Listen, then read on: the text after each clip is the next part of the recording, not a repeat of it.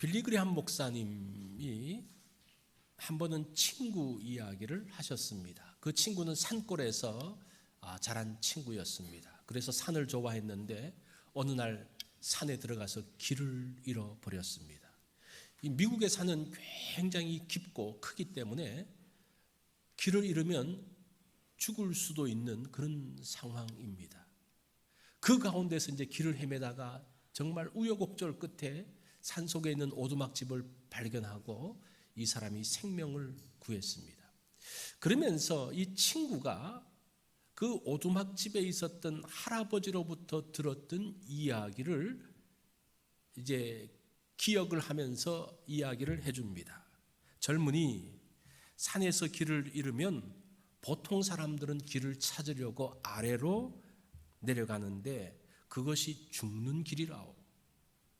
산중에서 길을 잃으면 위로 올라가서 정상에서 어디에 길이 있는지, 어디에 마을이 있는지 보고 난 다음에 내려가야지 살 수가 있다네 라는 이야기를 했다는 겁니다. 우리 생각하고 좀 다르죠. 길을 잃었을 때에 우리는 길을 찾기 위해서 아래로 내려가는데 오히려 위로 올라가라고 말합니다. 인생에서도 길을 잃을 때가 있습니다. 그 문제 가운데 꽉 막혀 있으면 어디로 가야 될지 방향을 알지 못합니다. 그러면 그것을 찾기 위해서 계속적으로 헤매는데 그때 뭘 하라는 겁니까? 아래로 내려가지 말고 위로 올라가라는 거예요. 어디에 길이 있는지, 어디에 마을이 있는지 확인하면 우리가 많은 문제 가운데서 파묻혀 있지 않게 된다고 이야기를 합니다. 자, 오늘 본문의 말씀이 인생의 길을 잃은 사람 이야기입니다. 어떻게 살아야 할지 모르며 절망 속에서 어떻게 보면 이 사람은 절망을 넘어서 그냥 낙심하면서 하루하루를 살았던 사람이 아닌가라는 생각을 해봅니다. 그것이 베드로와 요한이 기도하러 성전에 올라가다가 만난 사람입니다. 자, 그 사람을 성경이 소개합니다. 2절에 보면 나면서 못 걷게 된 이를 사람들이 메고 오니 이는 성전에 들어가는 사람들에게 구걸하기 위하여 날마다 미문이라는 성전 문에 두는 자라. 이 사람을 소개하면서 이렇게 소개해요. 나면서 못 걷게 된 사람. 이걸 원문으로 그대로 번역을 하면요, 이런 내용이에요. 자궁에서부터 쫓겨난 그런 뜻입니다. 엄마 뱃속에서부터 이미 버림받아진, 이미 걸을 수 없는 그러한 사람이라고 이야기를 합니다. 자, 이 사람이 성전 문 앞에서 구걸을 합니다. 먹고 사는 데는 지장이 없을 것 같아요. 그렇다고 이 사람이 정상적인 삶을 산다고 말할 수 있겠어요? 먹고 산다고 행복하다고 말할 수 있겠습니까? 이 사람은 엄마의 뱃속에서부터 쫓겨나서 40여 년 동안 길을 잃고 그렇게 살았던 사람이라고 이야기를 합니다. 그 사람에게 길을 알려준 것이 교회입니다. 제가 베드로와 요한이라고 말하지 않고 교회라고 말한 데는 사도행전 전체의 문맥 가운데서 이야기하기 때문입니다. 사도행전 문맥이 그렇게 이야기하고 있어요. 오순절에 성령님이 오심으로 인해서 교회가 세워집니다.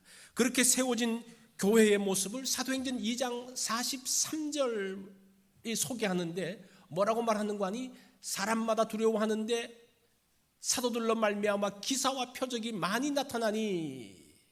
자, 예루살렘 교회가 성령님의 오심으로 인해서 세워졌는데 그 교회에 많은 기사와 표적이 나타났다고 이야기를 합니다. 그 결과 어떤 일이 벌어집니까? 물건을 나누죠. 마음을 같이하여 모이죠. 기쁨과 순전한 마음으로 함께 떡을 뗍니다. 온 백성에게 칭송을 받고 있습니다. 자, 교회에 기사와 표적이 나타나는데 그 대표적인 기사와 표적을 하나 소개하는데 그것이 사도행전 3장 1절부터 10절에 나오는 내용이라는 거예요. 그래서 킹제임스 버전을 보면요, 그 3장 1절에 now로 시작됩니다. 이때에 기사와 표적이 나타났는데, 그래서 이런 일들이 있었는데 그때에 어떤 일이 일어났는가? 그 대표적인 기사와 표적, 이것은 초대교회의 기사와 표적일 뿐 아니라 이 기사와 표적을 통해서 우리에게 말씀하고 있는 메시지가 있다는 겁니다. 자, 이 사건 이후에 어떤 일들이 벌어집니까? 사람들이 솔로몬 행각에 모여서 베드로의 말씀을 듣습니다. 그리고 그 말씀을 들은 5천 명이 예수를 믿게 됩니다. 그런데 좋은 일은 꼭 나쁜 일과 함께 오잖아요. 그죠? 그 사건 때문에 베드로와 요한이 체포됩니다. 대제사장들과 장로들과 그 관원들에게 잡혀집니다. 그러면서 신문을 받게 되죠. 그것 때문에 예루살렘 교회는 핍박의 소용돌이로 빠지게 되어지고 예루살렘 교회는 그것을 위해서 기도하는 그런 일들. 그래서 지금 이 사건과 함께 이 기사와 표적을 통해서 모든 게 잘 된 것이 아니라 그것과 함께 축복이 올 뿐 아니라 고통이 함께 왔습니다. 냉탕과 온탕을 오고 가는 그런 일들이 벌어지게 됩니다. 그런데 이런 어렵고 힘든 가운데서도 예루살렘 교회가 흔들리지 않았던 이유가 뭐냐? 그것이 사도행전 3장 1절로 10절에 나타나고 있음을 설명을 해주고 있습니다. 우리가 이런 관점으로 사도행전 3장의 사건을 본다면요, 우리가 좀 더 초대교회의 중요한 메시지들을 볼 수가 있습니다. 자, 오늘 본문은 세 개로 나눌 수가 있습니다. 1절부터 3절까지는 성전에서 못 걷게 된 사람이 나옵니다. 구걸하는 사람이 나오죠. 그런데 7절부터 10절이 그 사람이 일평생 못 걸었던 사람이 발과 발목에 힘을 얻어서 뛰고 걸으면서 성전 안으로 들어가고 있습니다. 이 사람은 성전 문 앞에서 구걸만 하고 한 번도, 매일 성전을 가지만 한 번도 성전 안에 들어가 보지 못했던 사람이 이제 드디어 성전에 들어가면서 하나님을 찬양하기 시작합니다. 도대체 무슨 일이 벌어졌을까요? 왜 그랬을까요? 그것이 4절부터 6절에 나오는 거예요. 내게 있는 것으로 내게 주노니, 베드로와 요한이 갖고 있었던 것이, 그 당시 교회가 갖고 있었던 것이 뭡니까? 나사렛 예수 그리스도의 이름이라고 이야기합니다. 이 나사렛 예수 그리스도의 이름이 일평생 못 걸었던 사람, 자궁에서부터 걷지 못했던 사람을 걷게 했습니다. 그 사람이 성전 문 앞까지만 가고 거기서 머물러 있었던 사람이 이제 예수 그리스도의 이름을 경험하고 난 다음에 성전 안으로 들어가서 하나님을 찬양하며 하나님을 높이는 일들이 일어났다는 거예요. 이게 초대교회에 나타나고 있는 하나의 기적이고 표적이라고 이야기를 하고 있습니다. 이 솔로몬의 행각 설교를 보면요, 그 메시지가 뭔고 하니 3장 16절에 보면 그 이름을 믿음으로 그 이름이 너희가 보고 아는 이 사람을 성하게 하였나니. 베드로의 메시지가 뭐예요? 여러분들이 지금 이 사람, 이 기적을 봤습니까? 왜 이 사람이 일어난 줄 아십니까? 그 이름이, 그렇게 예수 그리스도의 이름이 일으켰다라고 이야기를 합니다. 그러니까 이 예루살렘에 있던 관원들과 대제사장과 장로들이 베드로와 요한을 잡아서 뭐라고 묻는고 하니 너희가 무슨 권세와 누구의 이름으로 이 일을 행했느냐 이렇게 물어요. 4장 7절에서. 그러니까 베드로가 뭐라고 말합니까? 나사렛 예수 그리스도의 이름으로 이 사람이 건강하게 되어 이렇게 이야기해요. 그러니까 이 관원들이 또 뭐라고 말합니까? 4장 18절에 보면 예수의 이름으로 말하지도 말고 가르치지도 말아라. 지금 예루살렘 교회에 어떤 일이 벌어지고 있습니까? 이름을 가지고 논쟁이 벌어지고 있어요. 그리고 난 다음에 이들이 어떻게 합니까? 그 예루살렘 교회가 기도합니다. 주여 이제도 그들의 위협함을 굽어보시고 우리가 담대하게 하나님 말씀을 전하게 해주십시오. 표적과 기사가, 여기서도 표적과 기사를 이야기하죠. 표적과 기사가 임하기를 원하는데 거룩한 종 예수의 이름으로 이루어지게 하옵소서. 지금 2장부터 4장까지가 지금 뭐로 되어집니까? 기적과 이사가 있는데 그 기적과 이사에는 무엇으로 되어진다는 겁니까? 예수 이름으로.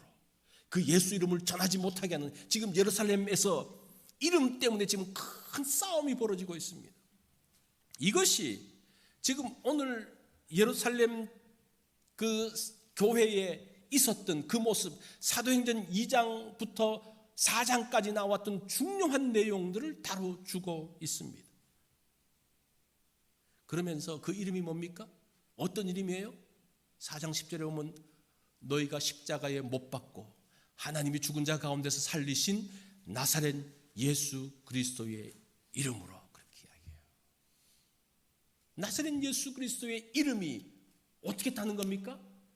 그 자궁으로부터 걷지 못하게 된 사람, 그러면서 40여 년 동안 그렇게 절망하며 그렇게 낙심하며 살았던 사람을 일으켰던 것이 예수 그리스도의 말씀이라는 거예요. 성전 문 앞에 있으면서도 성전 안으로 들어가지 못하고 하나님에 대해서는 관심도 갖지 못했던 사람들에게 하나님을 향해서 들어가게 하고 하나님을 찬양하게 했던 그 이름이 예수 그리스도의 이름이라는 거예요. 이게 초대교회의 그 능력과 기사는 무엇으로 일어났다는 겁니까? 예수 그리스도의 이름이라는 겁니다. 그 이름이 어떤 이름입니까? 너희들이 죽였던, 너희들이 십자가에 달렸던 그 예수를 하나님이 살리시고 부활케 하신 그 이름, 그 이름이 초대교회의 핵심 기사고 핵심 표적이라. 다 많은 기사와 표적이 있었는데 다 그런 형태의 기사와 표적이라는 겁니다. 예수 그리스도의 이름으로 일어났던 것이라는 거예요. 이것이 초대교회의 대표적인 사건일 뿐 아니라 초대교회의 기적의 모습이라는 겁니다. 나사렛 예수 그리스도의 이름으로 새롭게 되어진, 인생에서 길을 잃었을 때에, 사방이 막혀 있을 때에 우리는 위로 올라가야 됩니다. 그 위에 계신 누구? 그 이름, 예수 그리스도의 이름으로 나아가야 한다는 겁니다. 그럴 때 살 길이 있습니다. 교회는 그렇게 찾아온 사람들에게 나사렛 예수 그리스도의 이름을 알게 해야 됩니다. 그러니까 우리가 인생의 길을 잃은 사람들에게 누구를 알려줘야 되는 거 아니? 예수 그리스도의 이름을 알면 인생의 길을 찾게 된다는 겁니다. 이것이 첫 번째 인생의 길을 잃었을 때에 우리가 해야 될 것입니다. 자, 두 번째는 길을 잃었을 때 누구를 만나느냐가 중요합니다. 길을 안내해 줄 사람을 만나야죠. 같이 길을 잃고 헤매는 사람하고 손잡고 가면요, 다 죽음의 길로 들어간다는 겁니다. 성전 미문에 있던 사람이 베드로와 요한을 만납니다. 베드로와 요한은 9시 기도 시간에 성전으로 올라갑니다. 유대인의 전통을 보면, 다니엘서를 보면 다니엘이 어떻게 합니까? 하루에 3번씩 기도했다라고 이야기. 이것이 유대인들이 기도하는 기도의 전통이었습니다. 그러면서 그 성전에서, 역사가 요세푸스의 말을 빌어보면 성전에서 희생 제물을 하루에 2번씩 드립니다. 아침과 저녁에 드리는데 그 사이에 한 번 더 드리는 거예요. 그래서 아침 9시, 오후 3시, 오후 6시에 기도 시간이 있다는 겁니다.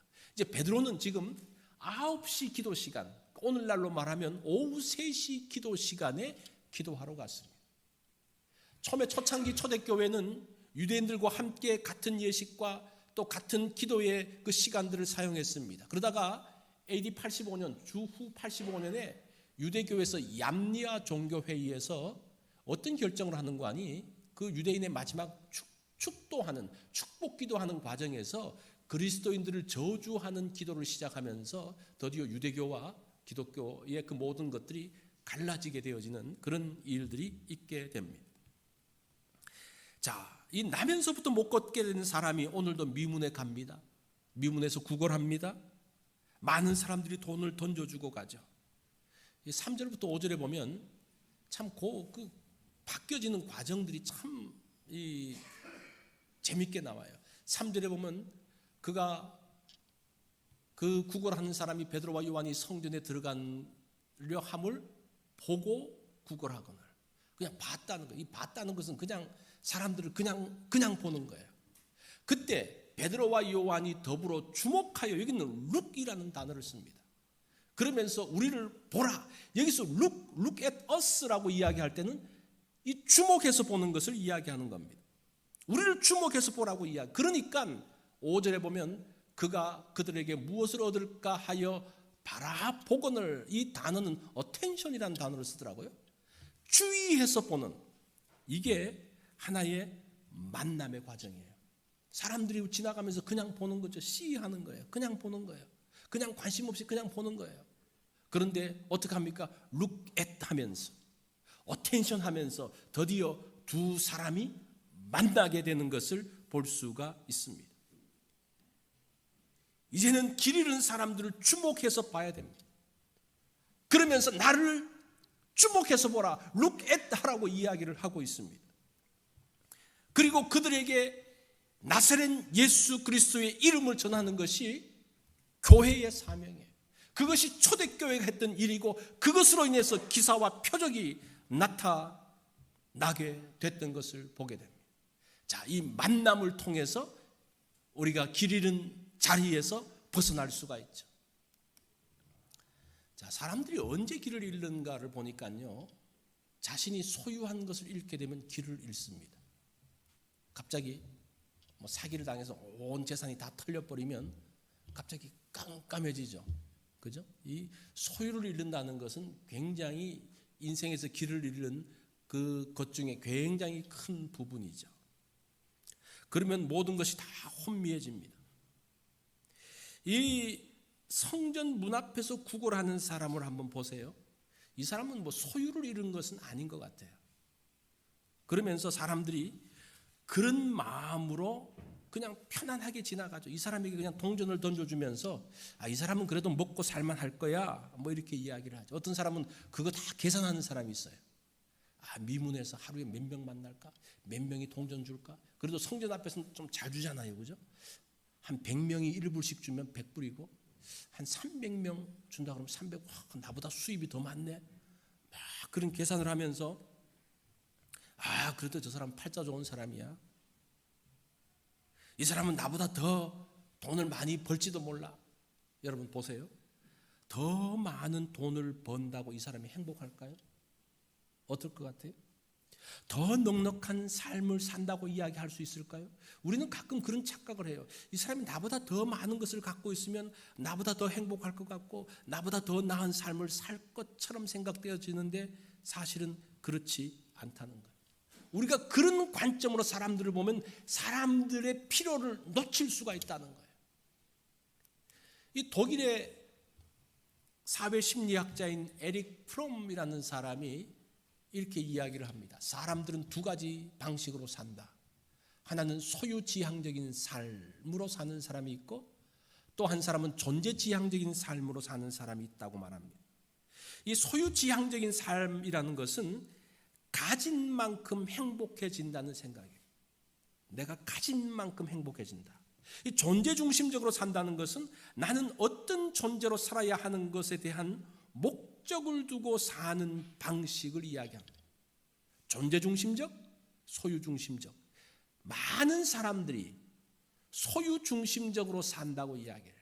그래서 더 많이 가지려고 하고 더 좋은 것을 가지려고 하고 그러면 더 행복하고 더 인생이 좋을 것이라고 생각한다라는 겁니다. 이 소유지향적으로 본다면요, 베드로와 요한이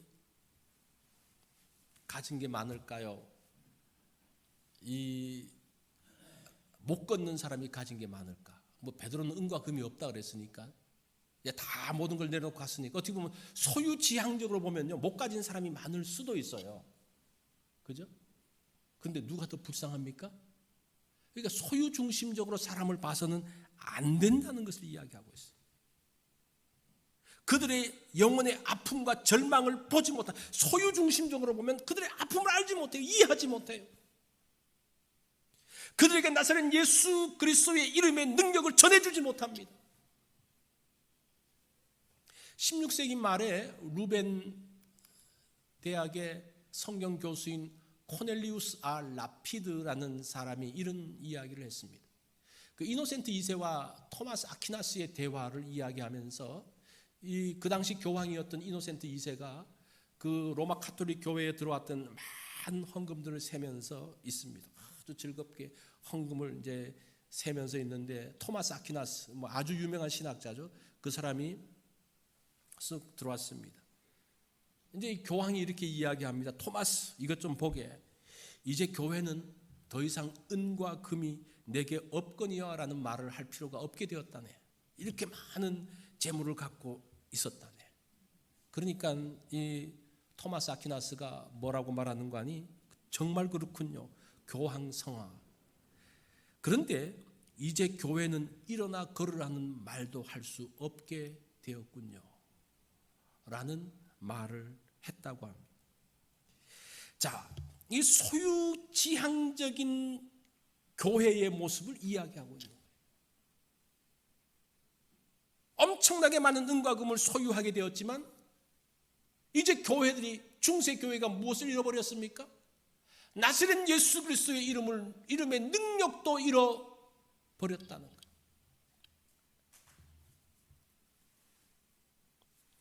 나사렛 예수 그리스도의 이름의 그 존재의 능력들을 잃어버린, 그러면서 교회는 영혼도 살릴 수 없는 무력한 집단이 되어져 버린, 그러면서 중세 교회는 어둠 가운데, 깊은 어둠 가운데 빠지게 된 것을 볼 수가 있습니다. 물론 교회의 재정이 필요합니다. 그것을 가지고 어려운 사람을 도우면서 많은 선한 일을 할 수가 있어요. 그런데 소유지향적인 교회가 돼서는 안 된다는 거예요. 더 많은 것들을 소유하려고 그러고 그것을 지키려고 하고, 모든 것들이 재정 중심적으로 교회가 움직이면요, 그 교회는 예수 그리스도의 능력을 상실할 수밖에 없다는 것. 예수 그리스도의 이름의 그 능력을 위해서 그 앞에 재정들이 굴복되어지고 돈이 굴복되어지는 그런 교회가, 참으로 능력 있는 교회가, 그런 교회가 길을 잃은 사람들에게 길을 제시할 수 있는, 위로 올라가서 그 존재이신 예수 그리스도를 만나면서 예수 그리스도를 통해서 나의 존재, 하나님의 아들의 존귀함을 알게 하는 그 능력을 이야기하고 있습니다. 자, 그러면서 예수 그리스도의 이름으로 일어난 사람들을 보여주고 있습니다. 예수 그리스도의 이름으로 어떻게 변화되어졌느냐? 7절로 8절에 보면 오른손을 잡아 일으키니 발과 발목이 곧 힘을 얻고 뛰어서서 걸으며 그들과 함께 성전에 들어가며 걷기도 하고 뛰기도 하며 하나님을 찬송하니. 이 누가가 이 사람이 회복되는 것을 굉장히 상세하게 적었어요. 이 사람은 의사답게 발과 발목이 쫙 힘이 생기고 뛰어서서 걸으며 걷기도 하고 뛰기도 하는 그 모습들, 40평생 한 번도 해보지 못했던 일이 지금 이 가운데 일어나고 있는 것을 보게 됩니다. 육체의 변화만 있는 겁니까? 마음이 변화되어지는 거죠. 하나님을 찬송하는 사람으로 바뀌어지고 있습니다. 이 사건은 이 한 사람의 변화로 끝나지 않고, 이 변화가 그런 것 같아요. 한 사람이 변화가 되어지면, 한 사람이 변화되지 않고 주변 사람들에게 많은 영향을 미치는 것을 보게 됩니다. 저는 이제 설교를 준비하면서도 그렇게 할 때가 있어요. 많은 사람들에게 은혜를 끼친다? 그건 굉장히 어려워요. 그런데 한 사람이 은혜 받고요, 한 사람이 정말 변화되어지면요, 전체에 영향을 미치게 돼요. 지금 그 일이 지금 이 가운데 나타나고 있습니다.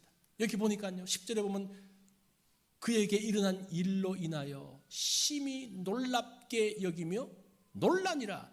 지금 이 단어마다 굉장한 그 충격들이 담겨져 있습니다. 그에게 일어난 일이라는 말은 갑자기 당한 일, 벼락 맞듯이 갑자기 전혀 예상치 못한 일로 인해서, 그런 뜻이에요.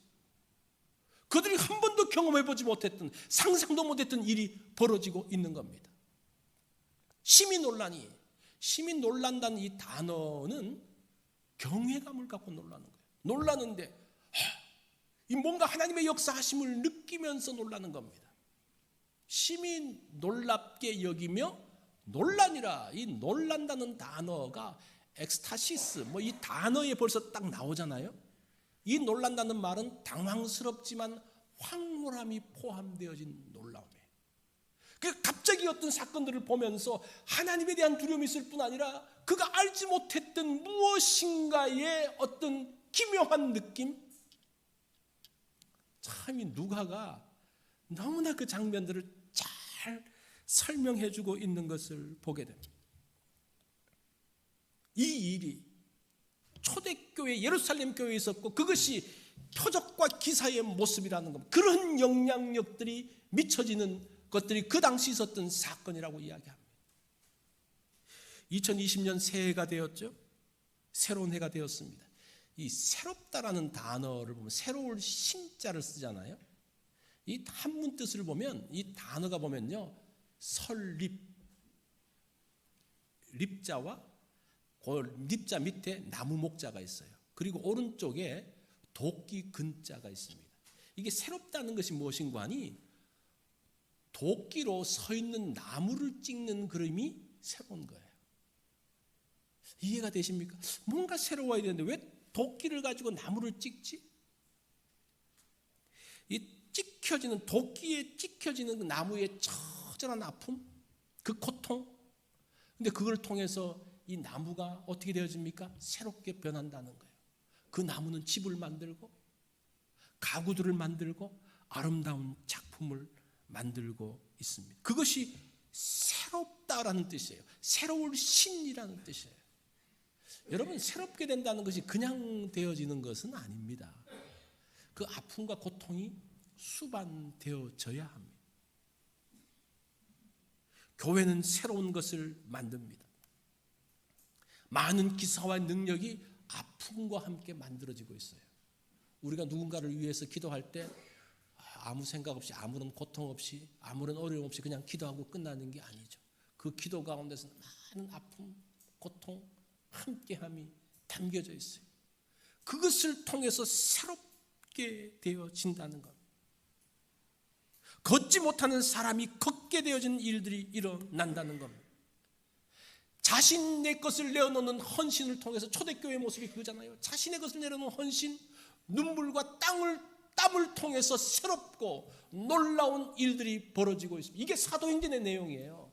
이것이 교회의 모습이라는 겁니다. 동일하게 우리의 헌신과 수고, 아픔의 눈물은 결코 헛되지 않습니다. 여러분 기억하세요? 힘드시죠? 아프시죠? 때로는 그 주체할 수 없는 그 눈물 가운데서 누구도 위로할 수 없는 것 같은 상황 가운데 들어가지만 하나님이 그걸 보고 계신다는 것, 그걸 통해서 새롭게 만들어 가신다는 것. 나사렛 예수의 이름은 우리의 삶을 새롭게 합니다. 그것이 오늘 사도행전 3장 1절로 10절의 사건을 통해서 우리에게 주는, 그것이 교회의 능력이라는 겁니다. 우리 다 같이 기도하겠습니다.